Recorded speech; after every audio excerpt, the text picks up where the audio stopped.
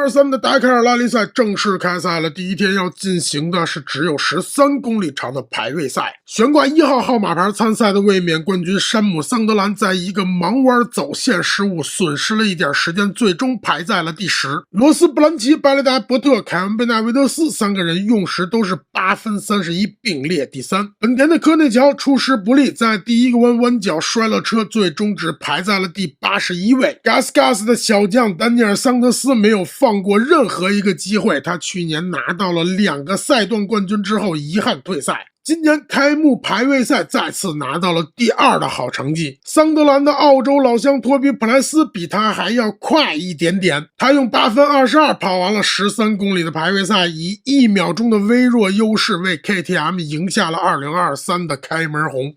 今天感觉不错，对赛道跟车的感觉都非常不错，这是个好兆头。排位赛前10的名单里，排在第9的南非车手麦克多赫蒂是今年首次参赛的新人，而其他9位都是我们熟悉的老将了。